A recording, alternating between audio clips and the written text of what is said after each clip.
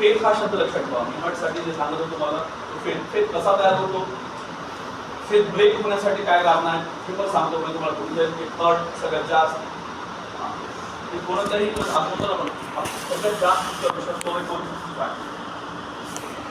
म्हणून मी दोन शब्दाला फार एकदम कधी कधी असं एक्झाम्पल देतो पटकन. जिथं आपण ओपन होतो ना बघा शब्द किती मा मा म्हणजे आ, तिथं सगळं काही बोलू शकतो. बाप लगे बंद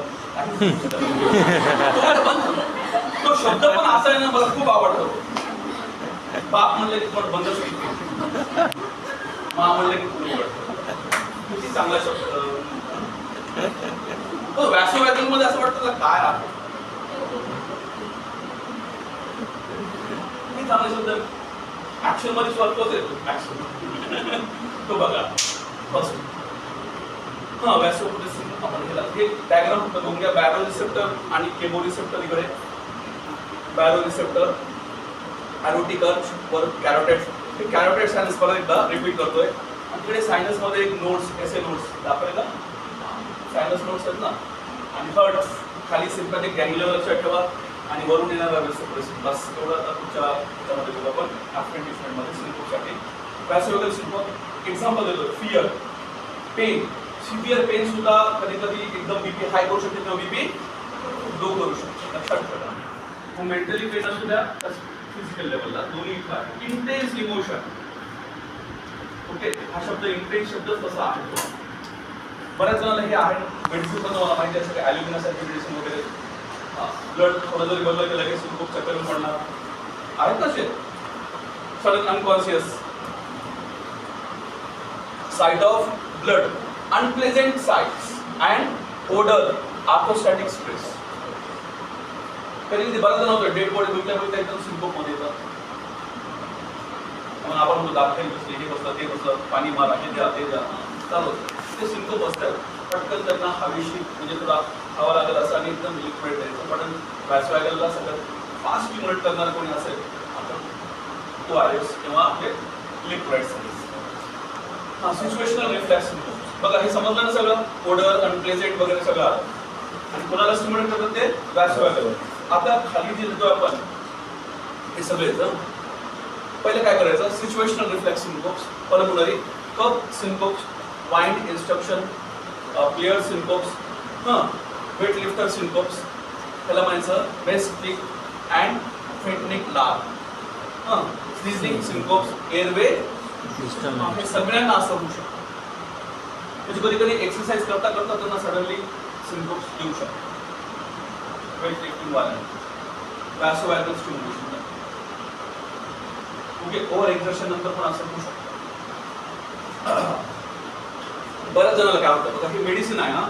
सिन्कोप आफ्टर युरिनेशन, युरोजेनायटल, पोस्ट पिक्चर syncopes, urogenital tract, instrumentation, prostatic massage हे सुद्धा आहेत सिन्कोप्स.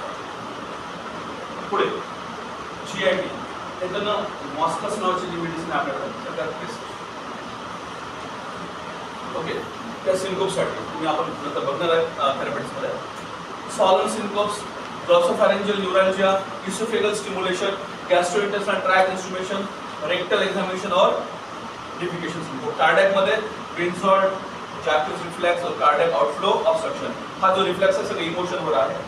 Carotid sinus sensitivity and carotid sinus massage. Ocular pressure, ocular examination, ocular surgery. हा नंतर सुद्धा डोळ्याच्या प्रॉब्लेममुळे सुद्धा सिन्कोप येऊ शकतो. पण सगळ्यासाठी एकच लागू होत आहे. व्हॉट्स दी हेडिंग आहे तीच व्यासोव्याकरण सिन्कोप, मेडिटेड सिन्कोप. म्हणजे डोळ्याचा प्रॉब्लेम असू द्या, युरिनरी असू द्या, किंवा सगळे आवरण झालेले आहेत फटमध्ये. तर काही प्रॉब्लेम आला किंवा इथं काही इन्स्ट्रुमेंटेशन होत असेल, ऑपरेशन होत असेल तर त्याच्यानंतर हा प्रॉब्लेम सिन्कोप कधी येऊ शकतो. राईट. सिम्पटम्स आर्थोस्टॅटिक इंटॉलरन्स हे सिम्पटम पहिले झाले आपल्याला. Dizziness, light headedness and fatigue.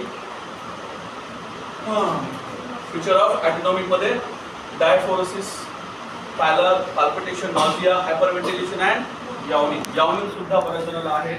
यावनिंग after सिन्कोप अशी मेडिसिन आहे.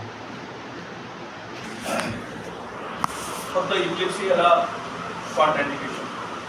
परत एकदा The eyes typically remain open and usually divided upward. Pupils are usually dilated. Roving eye movements may occur. इतकं लक्षात ठेवा.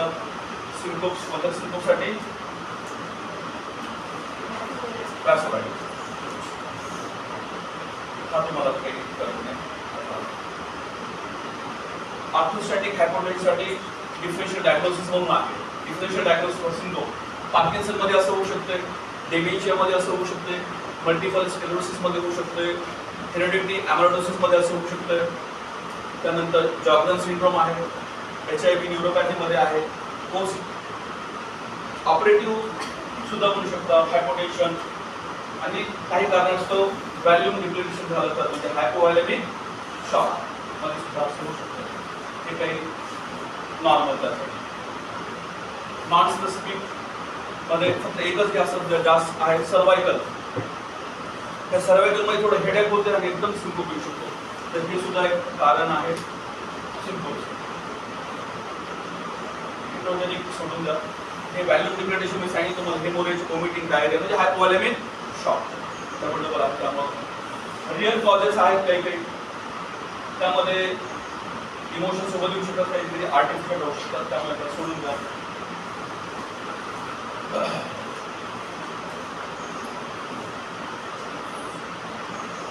पण मध्ये काय बघायचं, सी म्हणजे काय तर कार्ड आहे आणि कॉज झाला तुमचा फंड फेल्युअर. तो पहिला आपण एकदम सुरुवातीला बघितला, त्यामध्ये सिंकोप असं दिलं होतं. मी मुलं हे सगळं क्लासला घेऊ शकता. एच फॉर हेमेटोक्रिटर आहे, त्यामुळे तुम्हाला 100%ली सेल इथं वाढलेले सापडतील. ECG ॲबनॉर्मल असेल, particular P wave, yes shortness of breath आणि सिस्टोलिक ब्लड प्रेशर इन काय area is more than less than 90 म्हणजे हायपोटेन्शन मधला राईट. असं काही भेटलं तर तुम्ही समजू शकता की हर्टच ओरिजिन आहे. AC नोड्सच काहीतरी प्रॉब्लेम आहे, पेसमेकर चेंज करायची वेळ आली असते राईट. ऑर्डर काही गरज नाही. पोस्चरल सांगितलं आपण ते सगळे डिटेलमध्ये आहे, तुम्हाला एवढं लिहायचं नाही. अजून एक आहे हायपोग्लायसेमिक, हा एंडोक्राइन मध्ये येतो. हायपोग्लायसेमिक, हायपो ॲड्रिनल आणि disturbance in the calcium, magnesium, potassium membrane हे सुद्धा कॉज आहेत, पण ह्याचं कॉमन नाही. पण अर्ली मॉर्निंग मध्ये जर कोणाला सिंकोप येत असेल तर तो हायपोग्लायसेमिक राहू शकतो. लहान मुलामध्ये पण शाळेला जातानाच एकदम चक्कर येते ना, थोडंसं ब्लड चेक करा. हायपोग्लायसेमिक सिंकोप आहे लहान मुलांमध्ये पर्टिक्युलरली. आणि मॅग्नेशियम, पोटॅशियम हे पण लहान मुलांमध्ये जास्त सापडतं. तर तुम्ही थोडेसे कारण त्या दोघांमधला डिफरन्स तुम्हाला माहिती आहे, सांगायची गरज नाही. सिंकोपचा आणि सायझर्स मध्ये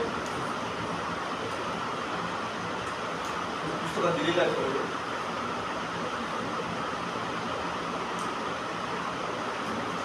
हे थोडं वाचून घ्या, हे बऱ्याच वेळेस सापडतो. Commonly emphasize the clinical manifestation of syncope.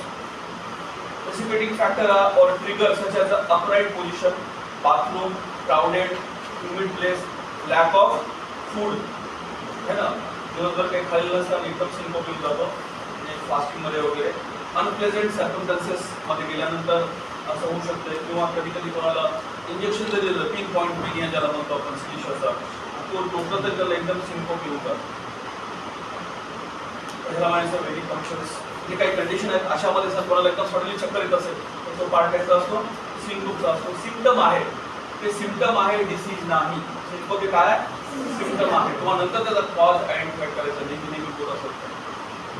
पहिल्यांदा झाला म्हणून तरी इन्व्हेस्टिगेशन करून घ्या.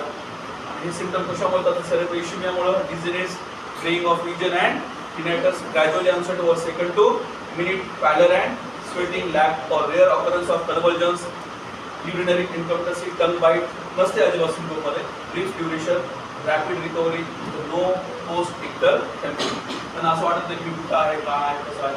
जे इपिलेप्सीमध्ये असतं ते दिवसलं जातं की काय झालं म्हणून असं. सिम्पटम लक्षात ठेवा, एकदम सडन होणारी हार्टवरची ॲक्शन आहे. त्याला मी खूप रिलेशन देतो फेथ आणि फेथमध्ये.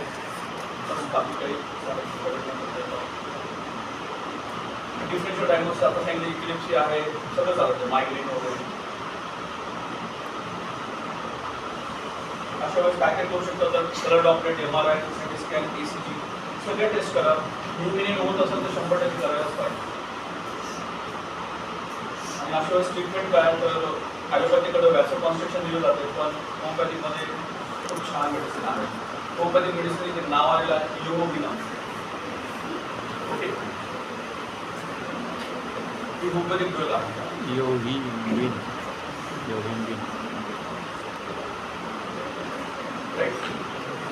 लक्षात ठेवा, बाकीचा पार्ट इन्फॉर्म नाही म्हणून सोडून दिला तर तुम्हाला सिम्पटोमची कंडिशन कळायला पाहिजे. पेशंट अचानक चक्कर येते, पडतो, कोलॅप्स होत जातो, इथून थोडा हळूहळू तो सेट होऊन जातो. आपला कळत नाही काय झालं, थोडंसा एक्सपिरियन्स घ्यायचा की व्हॅसोव्हायरल असू शकतो, त्याला ऑक्सिजन कमी का पडलं, ब्रेनला का काय पडलं, थोडं रूल आउट करा. एंगल एज ग्रुपमध्ये मी तुम्हाला सांगितलं मॅक्सिमम कारणं काय असतात. आणि इथं सगळे जर युनिक आहे ना, म्हणजे माझ्यासाठी तर ना जे मुलं येत पण नाहीत ना आपल्या लेक्चरमध्ये, कॉलेजमध्ये, ते सुद्धा तुमच्यामध्येच हुशार आहे. ओके, त्यांचा फेट कुठेतरी दुसऱ्या ठिकाणी आहे, भले तिकडे आलेला आहे, कधीच कम्पेअर करू. टीचर आहे म्हणून तुम्हाला एक एक्झाम्पल दिलं, तुम्ही सुद्धा आयुष्यात कधीच कम्पेअर करायचं नाही. ती गोष्ट सोडूनच द्या तुम्ही. आपण दुसऱ्यासारखे नाही तर दुसरं आपल्यासारखे. त्यांचा ज्या गोष्टीवर जास्त खेळ आहे ना ते मिळवणारच, तुमच्या आधी मिळवतील, नंतर मिळवतील. तर तुमचा फेक त्याच्यावर नाही ना, तुमचा फेक ज्याच्यावर आहे त्याच्यावर तुम्ही चालू ठेवावर ते तुम्हाला मिळेल. तुमच्यासोबत चांगलं होतं, आमच्यासोबत वाईट होतं, काहीच ना, की तुमचा फेक हा फेकच आहे. पण तुम्हाला थोडंसं उत्तर मला हे तुम्हाला सगळ्यांना माहिती आहे, तुम्ही प्रॅक्टिसमध्ये आलात ना, एवढाच हा लॉस आहे. आणि मुंबईवाले कधीच तुमची काय तर खूप त्या काढवायचा या पण तुम्हाला चांगलं माहिती आहे की माइंड बॉडी रिलेशनशिप अलिबात कळलं ते उलट फेक तोडतात. तुम्हाला ऑपरेशनच करावं लागतं घ्या त्यांचा फेक.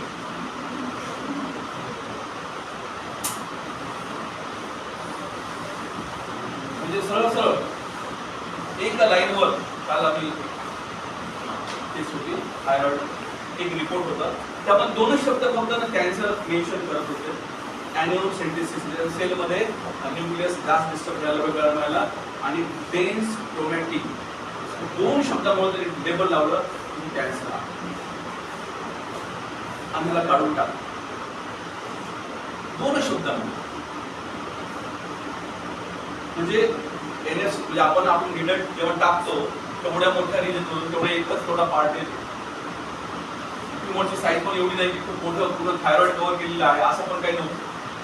राईट साईडच्या एका कॉर्नरला असलेली गाठ आहे आणि त्याचा बायोप्सी केल्यानंतर ते 2 शब्दामुळे ते सांगतात की त्याला कॅन्सर आहे, ती गाठ काढून टाकतात. तुम्ही काय ॲडवाइस करणार का? एवढं रिपोर्ट आला तर काढून टाकला. पण आपण जेव्हा ना कॅरेक्टरिस्टिक ऑफ ट्युमर बघतो त्याच्यामध्ये 10 पॉईंट दिलेले आहे आणि त्यामध्ये पहिला पॉईंट ज्याला सगळ्यात मेन समजलं गेलंय त्याचा अर्थ काय होतो माहिती ना. पहिला मेन काय लिहिलं होतं आणि डिफिशियंट साठी काय लिहिलं होतं बघा, विसरून जातो तुम्ही म्हणून.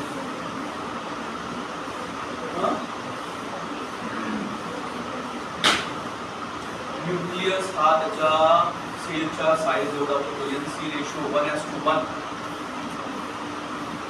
आमचा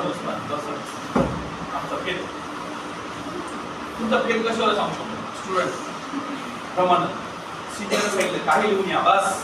आमचा फेल अभ्यासावर अजिबात नाही, अभ्यास करून नापास होऊ शकतं. काय फेल आहे स्ट्रॉंगली कामाला येतोय बीएच्या मुलांना. काही करा लिहून या आमचा फेल.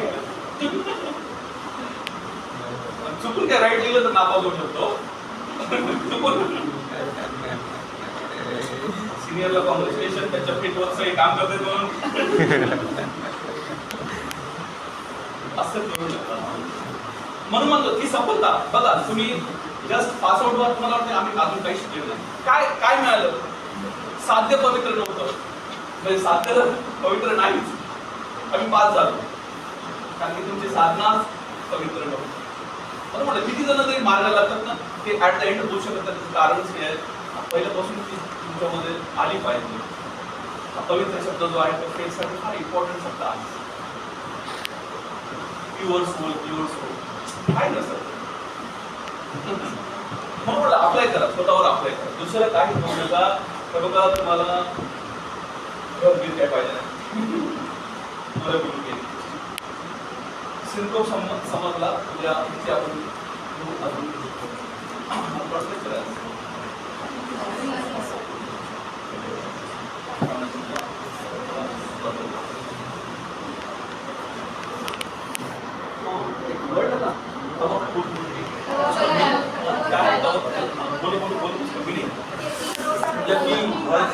वो वर्ड याद नहीं आ रहा, वो वर्ड के ऊपर है ना कुरान में बहुत सारे लाइन्स हैं. वही है फेथ, टिपिकल फेथ. सर तो बाइबल में भी एक वर्ड है, और वही वर्ड है ना दूसरे रिलीजियस में. हाँ